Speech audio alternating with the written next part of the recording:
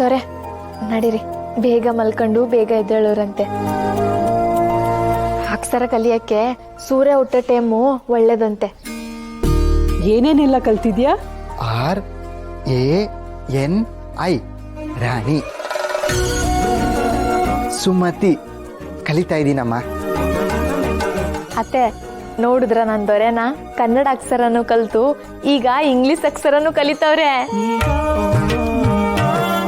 ಏನೋಪ್ಪ, ಎದೆ ಬಿಗ್ದಕ್ಷರ ಮರವಾಗಿ ಹೊರಗೆ ಬರ್ಲಿ, ನಾ ದೇವ್ರನ್ನಷ್ಟೇ ಕೇಳ್ಕೊಳ್ಳೋದು. ನಡೀರಿ ಹೋಗೋಣ. ನಿಂತ್ಕೊಳ್ಳಿ. ಯಾಕಜ್ಜಿ, ಏನಾಯ್ತು? ನೀವ್ಯಾರು ಆ ಹಟ್ಟಿನಲ್ಲಿ ಹೋಗಿ ಮಲಗಂಗಿಲ್ಲ. ಎಲ್ರೂ ಇಲ್ಲೇ ಇರ್ಬೇಕು. ನಮ್ಗೆ ಅಂತ ಇರೋದು ಅದೊಂದೇ ಜಾಗ, ಅಲ್ಲಿ ಮಲ್ಕೋಬೇಡಿ ಅಂದ್ರೆ ನಾವೆಲ್ಲಿಗೆ ಹೋಗ್ಬೇಕತ್ತೆ? ಸುಮತಿ, ಅಲ್ಲಿ ಹೋಗಿ ಮಲಕೋಬೇಡಿ ಅಂತಂದ್ರೆ ಮನೆ ಬಿಟ್ಟು ಹೋಗಿ ಅಂತನ ಅರ್ಥ.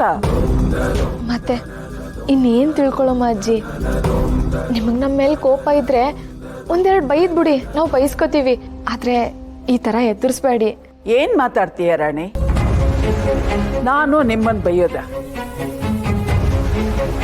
ನೀವ್ ಇನ್ಮೇಲೆ ಇಲ್ಲೇ ಇರ್ಬೇಕು. ಆ ಕೊಟ್ಟಿಗೆ ಅಂತ ಜಾಗದಲ್ಲಿ ಹೋಗಿ ಮಲಕೋಬಾರ್ದು. ಅಯ್ಯೋ ಅತ್ತೆ, ನಾವಿಲ್ಲಿ ಮಲ್ಕೊಳ್ಳೋದಾ?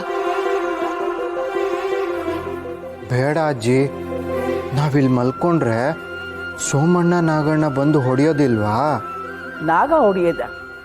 ಏ ನಾಗ, ಇಂದ್ರೆ ಬಂದ್ರೆ ಇಲ್ಲಿ. ಏನಜ್ಜಿ? ನಾಗ, ನಾನೊಂದು ನಿರ್ಧಾರಕ್ಕೆ ಬಂದಿದ್ದೀನಿ. ಇನ್ಮೇಲೆ ರಾಣಿ, ಮನು, ಸುಮ್ತಿ 3 ಜನ ಇಲ್ಲೇ ಇರ್ತಾರೆ.